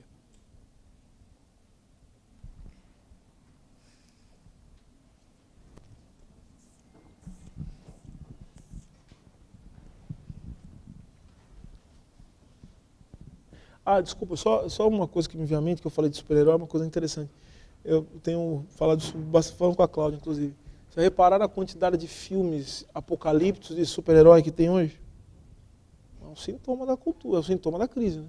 Ou seja, as pessoas acham ou que o mundo vai acabar num barranco, ou que vai ter só zumbi, né? Ou então gente lutando por gasolina, foi mais ou menos o que aconteceu aqui no Brasil há pouco tempo, Mad Max. Ou então vai ter que vir alguém de outro mundo, então para nos salvar, né? Porque a gente mesmo não se salva. É um sintoma violentíssimo. É mais ou menos como aqueles filmes de invasão extraterrestre que emulavam a Guerra Fria, né? Então, presta atenção nos sinais, é muito fascinante. Pois não? Eu sou a Sofia, sou ex-aluna da escola e atualmente eu sou estagiária do primeiro ano da Unidade Butantã. E eu queria saber, assim, saindo um pouco do âmbito prático e entrando na dimensão teórica, é um pouco chato isso, mas queria saber a sua opinião mesmo. E partindo do pressuposto de que o racismo, o machismo, a pobreza, enfim, são inerentes ao sistema capitalista, que foi o que eu entendi, o que eu aprendi do que você Sim. disse. Como é que a gente cria uma escola pública emancipatória dentro desse sistema? Ou se é possível criar dentro desse sistema uma escola pública emancipatória, enfim? Deixa eu responder de uma maneira muito, ao mesmo tempo muito direta e muito enigmática. Nesse sistema, a gente só tem uma coisa a fazer, lutar. É só isso que a gente faz. Né? Não tem oásis, não tem descanso. Eu estou muito convicto de uma coisa, sabia? E é isso que faz, isso dá graça na vida. Eu estou muito convicto de que tudo que a gente fizer de bom agora, e tem muita coisa boa para a gente fazer, isso aqui é uma coisa muito legal que a gente está fazendo agora, a gente só vai ver o resultado, a gente não vai ver nem o resultado disso. A gente não está lutando para a gente, né? A gente está lutando para o futuro. E o Sartre, que é o autor que eu estudei no meu doutorado, o Sartre falava uma coisa muito linda. Ele falava o seguinte, que o que nos dá sentido, o que nos torna ser, é projetar o futuro. Não é olhar para o passado e nem ficar de olho no presente. É a gente pensar o que a gente pode fazer com aquilo que a vida fez da gente. Então, o que nos faz, o que dá sentido para a vida é o projeto de vida. É o projeto de vida. Então, eu acho que a gente se organiza dentro desse sistema, dentro dessas condições, para projetar o mundo que ainda não. Não é? E nisso é que a gente se abraça, a gente chora, a gente ri, a gente comemora. Enfim, é pensar na vida dos grandes homens e mulheres da história, né? Pô, Nelson Mandela ficou 27 anos preso. O que ele achava que ia acontecer com ele, cara? Luiz Gama lutou a vida inteira, morreu. Ele morreu antes da abolição da escravidão. Mas lutou a vida inteira. A gente está falando dele hoje, né? Então acho que é isso que faz sentido. A gente, dentro desse sistema, a gente luta. Quem sabe as coisas se aceleram de tal sorte, né, que a gente consiga ver, mas talvez a gente não veja o final dessa história. Está tudo bem. É isso. Oi, professor, aqui. Eu sou Gabriela, sou mãe aqui da Escola da Vila, mas trabalho com educação em arte contemporânea e sou geógrafa. Só acho interessante colocar que, nesse momento, a gente está tendo uma formação na Bienal e um dia da semana, de toda a formação, a gente trabalha questões interraciais. Legal. E está sendo muito importante, porque a gente vê que, enfim, a gente tem que estudar outros autores, a gente tem que se estudar, tem que se entender, né? Não dá para falar de outro assunto sem a gente se olhar, né? Eu fiquei pensando aqui eu já estava pensando um pouco sobre estamos aqui, né, na Escola da Vila. Quero parabenizar a iniciativa, né, parabenizar a sua fala. Ao mesmo tempo, a sensação de que demora, né? Assim, que bom que está acontecendo, mas que demora, né? Eu, esses dias, peguei um texto da Bell Hooks, que é uma pedagoga, filósofa estadunidense, que estudou com Paulo Freire, né? Estudou com Paulo Freire, tem um capítulo de um livro que ela fala sobre Paulo Freire, pensando como a gente precisa buscar outras referências, né? Mas a fala da Sofia foi em relação à escola pública, eu fico pensando em relação à escola privada, né? E a gente está aqui numa escola que gosto muito, admiro o trabalho, por isso meus filhos estão aqui, mas que, ao mesmo tempo, é uma escola que teve um coletivo preto, que, no ano passado, tinha 10 alunos. Né? Então, essa é a realidade do ensino médio da Escola da Vila. Né? Então, eu acho que esse é um passo, né, uma palestra como essa, mas gostaria de ouvir que outras medidas, né, você poderia sugerir e colocar para os professores, para a escola, e pensar que as instituições são feitas por nós. Perfeito. Né? Então, a começar as escolhas de literatura, sair desse campo, né, eurocêntrico, que é uma coisa que eu fico ainda extremamente aflita, né? Mas, enfim, gostaria de ouvir, Legal. Aproveitando a oportunidade que estamos aqui nessa escola. Eu acho que você, ao perguntar, meio que já deu a resposta, né? Enfim, Falar de tudo que a gente pode fazer dentro de uma instituição é falar o que a gente pode fazer dentro dos limites institucionais. Enfim, mas algumas coisas já surgiram aqui. Por exemplo,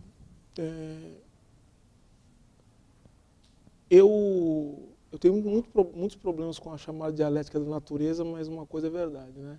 A quantidade, às vezes, ela gera qualidade. Então, é fundamental que, desde que isso trabalhar de maneira bastante inteligente e há todas as condições de fazê-lo, que haja política de ação afirmativa, né? Tem que ter política de cota, tem que ter política para diversificar não só o corpo discente, como o corpo docente. Porque isso tem um efeito, como eu falei, um efeito ideológico bastante importante, né? Porque, contando uma experiência, mais uma experiência pessoal, né? Eu teria várias para contar, mas eu sou advogado, eu falei, eu sou advogado tributarista. Mas eu sou advogado tributarista porque eu tive um professor negro que era advogado tributarista, que era um dos maiores do Brasil. E eu lembro que os meus colegas, quando viram ele dando aula, eles viram assim pela porta, pelo vidro da sala, nos anos 90 ainda, eles deram um pulo para trás, um amigo meu falou assim, nossa, olha isso. Olha porque ele é negro, né? Meus amigos todos brancos, eu era o único negro. E aí eu falei assim, nossa, eu fiquei encantado com aquele homem dando aula, enfim, ele era um professor magnífico. E aí eu perguntei para um amigo meu, ele dá aula no quê? Ele falou, dá aula de direito tributário. Eu falei, o que é tributário? Aí ele falou assim, não sei. Eu falei, eu também não sei, mas não interessa, eu quero fazer isso aí. Eu quero fazer porque ele está fazendo. Você entendeu? Então, isso tem um efeito transformador. Agora, uma coisa também que eu acho que é importante dentro desse processo é que a gente não pode repetir, a pretexto de fazer o bem, as práticas que são práticas racistas, no sentido de colocar as pessoas no seu devido lugar. Então, eu tenho muito problema quando as pessoas me chamam, e obviamente não foi o caso da Cláudia, que é queridíssima, quando as pessoas só me chamam para falar sobre questão racial. Eu não sou doutor em cotas. Eu sou doutor em filosofia e teoria geral do direito pela Faculdade de Direito do Lago São Francisco. E o meu doutorado, eu fiz questão de fazer isso, inclusive uma dica do professor Alisson Mascaro, que foi meu orientador. A dica dele foi a seguinte, olha, você só vai escrever sobre questão racial, ou sim, como tese, quando você tiver escrito muito sobre outros assuntos. Ou seja, meu mestrado é em Lukács, meu doutorado é em Sartre, eu escrevo sobre teoria da regulação, sobre teoria da crise, meu pós-doutorado é teoria do sujeito do direito, né? Sartre, Lukács, Althusser, eu estudei. Enfim, eu estudo economia política, eu estudo Keynes, eu estudo Marx, eu estudo Adam Smith. Então, e agora, eu acabo de publicar meu primeiro livro sobre questão racial. E que fala de tudo isso. Fala de economia, fala de política. Ou seja, a gente não pode repetir isso com as pessoas, achar que as mulheres só podem falar de feminismo. Ou só podem falar de si mesmas. Ou seja, o primeiro passo para a gente quebrar o racismo é reconhecer que as pessoas podem falar do que elas quiserem falar. E do que elas tiverem competência para falar. Certo? Então, acho que esse é um ponto que eu acho absolutamente fundamental. E eu costumo dizer, a exemplo, uma amiga minha que é juíza no Rio de Janeiro, que é negra, ela fala assim, Adriana, ela fala assim que ela pauta a questão racial, só que a questão racial não pauta ela. São coisas distintas. Então, eu acho que a gente precisa começar a desnaturalizar, acho que esse é o papel da educação, né? O papel da educação crítica é a quebra da ideologia.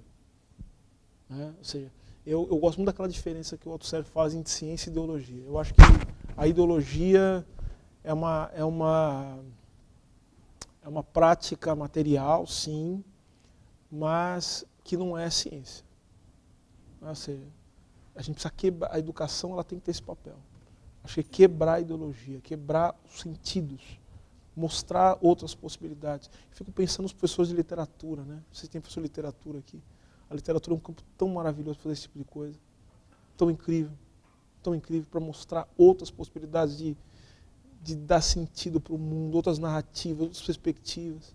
Enfim, eu acho que você deu uma solução, né? Eu acho que isso envolve uma mudança no âmbito institucional das escolas, uma discussão permanente sobre a questão racial. Acho que toda escola, como instituição, e, portanto, como sempre apta a ser infiltrada pelo racismo que é estrutural, não só infiltrada, mas manifestada de maneira mais ostensiva, tem que ter espaços permanentes de resolução de conflito, de tratamento da questão racial.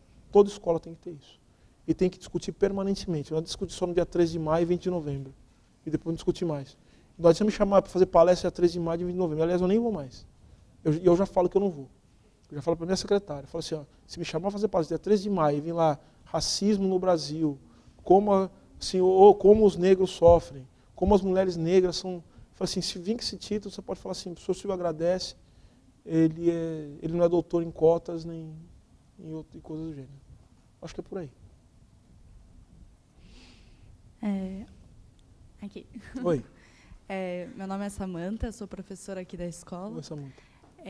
Na verdade, você falou bastante sobre a resistência, sobre a negritude, e eu queria ouvir você falar um pouco sobre a apropriação cultural, que eu acho que é um tema que está um pouco em alta, e, enfim, queria ouvir um pouco de você. Assim.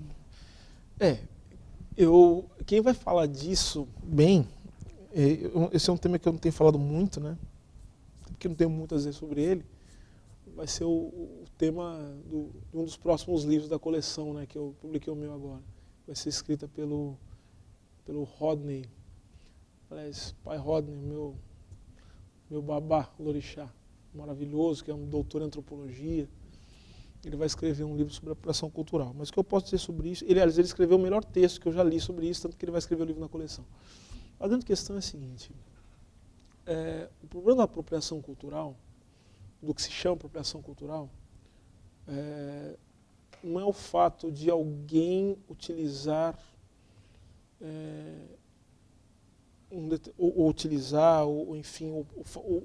ou praticar algo que seria identificado como algo da cultura de outra, e não é esse o problema. O problema que a gente deve discutir, e aí eu quero fugir de discutir indivíduos, eu quero discutir contextos, práticas, estruturas, é quando determinadas pessoas elas não podem praticar aquilo que é próprio da sua cultura, enquanto outras podem fazê-lo sem qualquer tipo de contestação. Então, para mim, tratar de apropriação cultural não é discutir indivíduos, ou como os indivíduos se identificam. Porque uma coisa que a gente tem que estabelecer uma distinção é entre identidade e identificação. Uma pessoa branca, ela pode, eu acho muito legal, que ela frequente o candomblé, por exemplo. Mas ela tem que entender que os orixás são africanos. Isso é fundamental entender. Ela tem o orixá dela, só que o orixá é de África e o orixá é preto. E há que se respeitar esse tipo de coisa. Tá? Então, não vejo problema. Não vejo problema em alguém usar um adorno tal, próprio de uma outra cultura, mas desde que saiba também que aquilo pertence a uma determinada prática cultural e saber também quais são os privilégios que a pessoa tem ao poder utilizar aquilo ali enquanto outras pessoas não podem fazê-lo. Né? Eu acho que tudo passa por isso. Entender esse jogo de identidade e identificação. Eu acho que é por aí. Tá?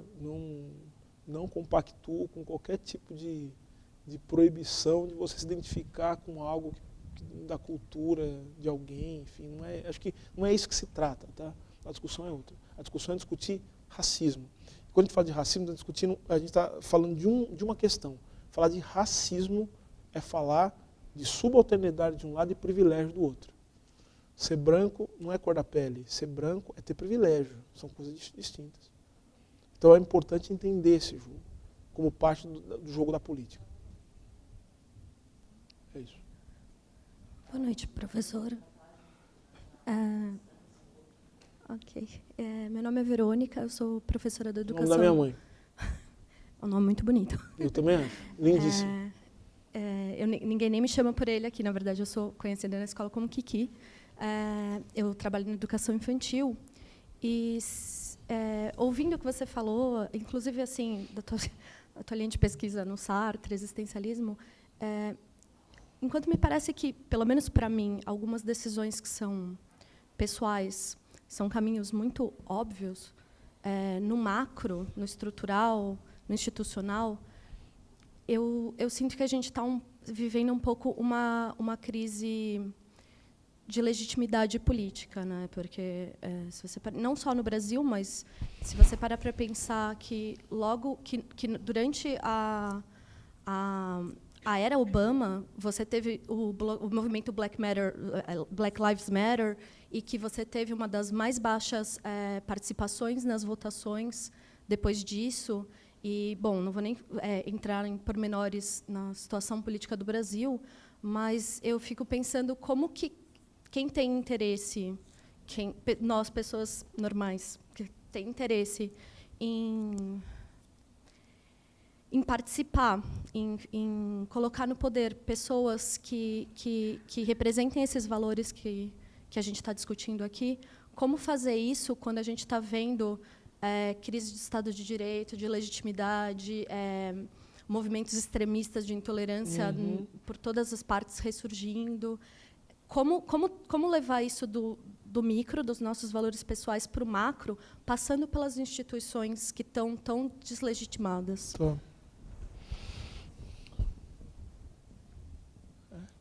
Não, sua pergunta é boa e, como toda boa pergunta, não tem resposta. Mas assim, a filosofia a gente aprende uma coisa, né? A história se sustenta pelas perguntas e não pelas respostas. Platão perguntou o que é justiça e a gente está discutindo o que é isso até hoje. A resposta dele nem interessa tanto, mas é boa. A da Aristóteles é melhor ainda, só que a questão é a pergunta. Mas a grande questão que você colocou é o seguinte: você colocou uma série de elementos que a gente pode pensar e tem que pensar.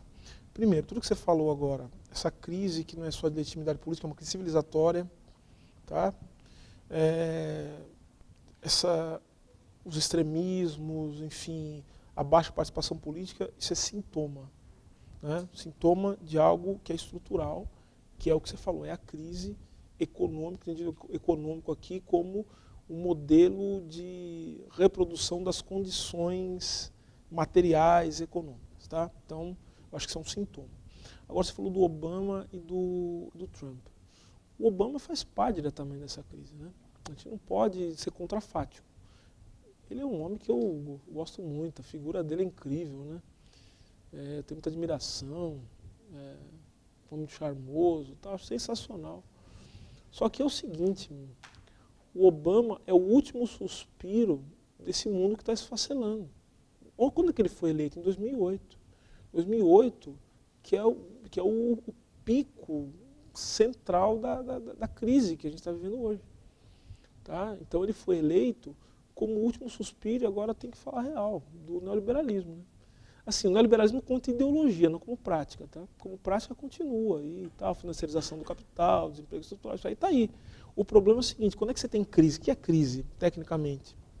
A crise é quando os modelos de estabelecimento da ordem social não se coadunam e não se compatibilizam com as práticas econômicas e sociais. Então você tem isso aqui, ó. Quando é que você tem a crise? Você tem isso aqui, ó. Ou seja, exatamente, falando em termos técnicos, né?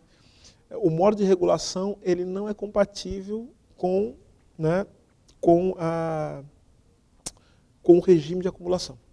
Tá? Então, o regime de acumulação, nós temos aqui um específico, capital financeiro, tal, ele não é compatível mais com o modo de regulação. Qual que é o modo de regulação compatível com esse capitalismo financeiro, global, enfim, essa coisa toda? É a diversidade cultural, o multiculturalismo, os direitos, o humanitarismo, o empreendedorismo, todo mundo é empreendedor. Por quê? Ninguém pode ter mais emprego, emprego é coisa de velho. Agora eu sou empreendedor. Humanitarismo, né? Vamos ajudar as pessoas a fazer ONG. Esse era um grande modelo, certo? Acabou. Sabe quando acabou? O dia que um cara chamado Trump assumiu o poder. Ou seja, a única coisa que mantém o mínimo de coesão, ou seja, que não faz as pessoas se revoltarem completamente com esse modelo econômico, Veja, não temos como você convencer as pessoas de que o modelo econômico que elas vivem é o sinal do multiculturalismo. Não tem como você virar para um trabalhador da Romênia, que está lá no Canadá, e virar para ele e falar assim, não, deixa ele trabalhar 18 horas, porque é da cultura dele.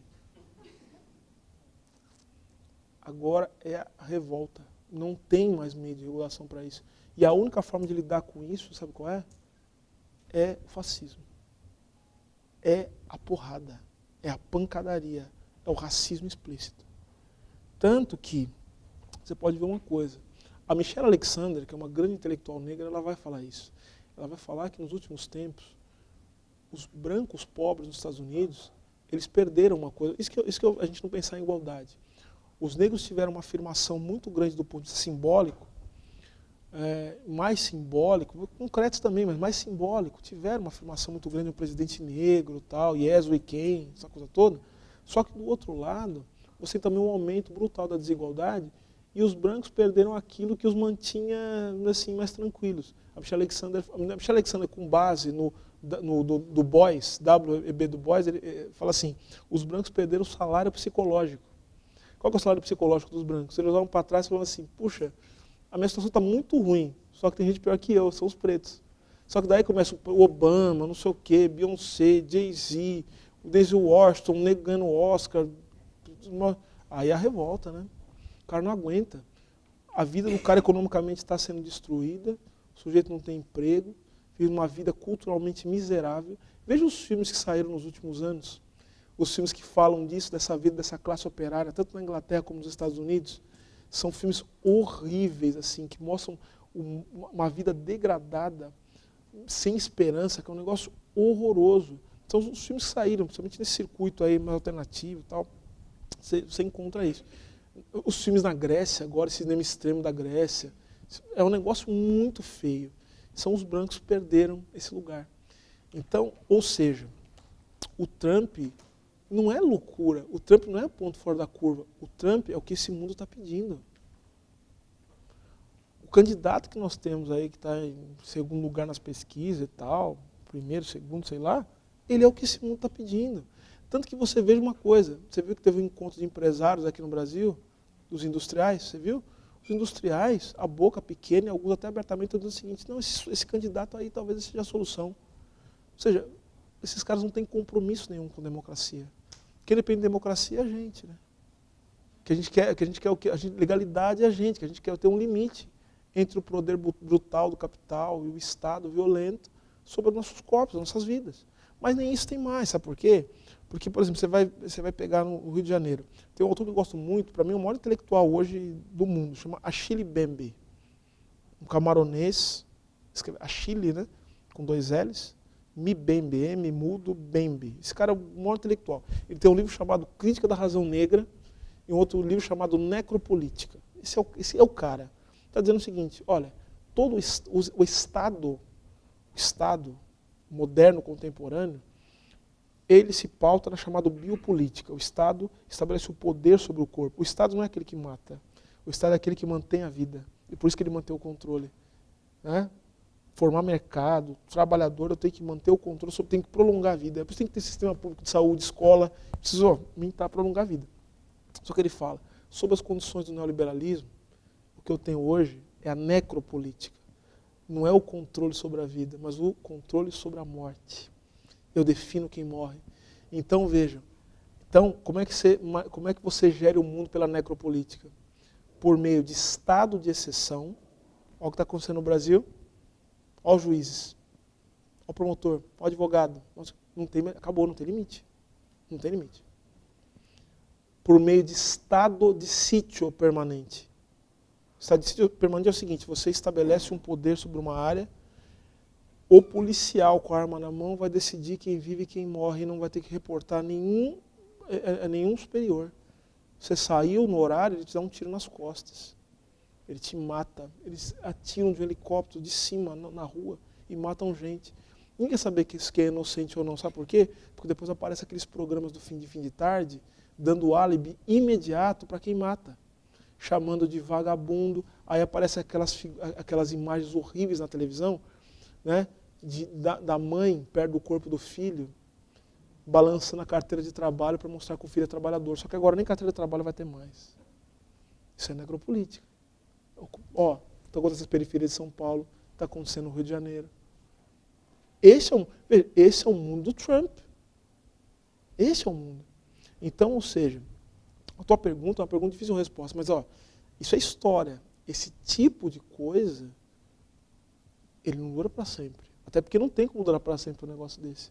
Mas a grande pergunta não é o que para onde o mundo vai. O problema é o seguinte, o que nós vamos fazer para o mundo tomar um rumo diferente? Porque, veja, ao final disso tudo, não vai ter um arco-íris. Pode ter, pode ter o Mad Max lá, é isso mesmo. A questão é que a gente precisa fazer projeto. E isso é o bonito da política. A política é o lugar de projetar o futuro. O lugar é projetar o futuro. A gente tem que projetar o futuro. Agora, como a gente vai fazer isso? Não sei como nessas condições, mas a questão é a seguinte, a gente vai fazer, alguém vai fazer. Se a gente não fizer, alguém vai fazer. Né? O que a gente tem que fazer agora é tentar fazer o trabalho, tentar fazer com que as pessoas que venham depois da gente tenham o trabalho mais fácil. Tem alguns caminhos para apontar. Por isso que não é besteira a gente ficar escrevendo livro, tendo, sabe, epifanias intelectuais. É fundamental. Você, veja, hoje, estudar, refletir, pensar, né, é um ato de resistência. É fundamental. Pensar hoje vira um ato revolucionário. Não tenho dúvida disso. É isso, senhoras e senhores. Obrigado.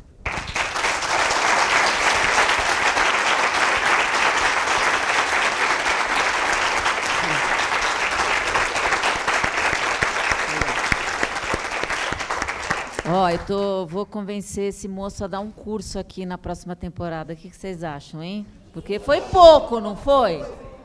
Então, gente, eu queria super agradecer o Silvio. Queria dizer para vocês que estão aqui que a palestra está no Facebook e ela ficará. Então, divulguem. Acho que se a gente quer começar um movimento aí, se a gente quer agitar isso, uma coisa que a gente pode fazer é distribuir essa conversa aqui para outras instituições. A gente passou muito da hora, mas eu acho que não dava para interromper antes. Desculpa a Paulinha, que está assistindo, que é uma professora daqui, que fez uma pergunta enorme. Eu vou te encaminhar. Eu respondo. E aí ele responde, tá? Então, não deu, Paulinha. A gente deu prioridade para quem estava aqui. Então, gente, muito obrigada e até a próxima. Valeu.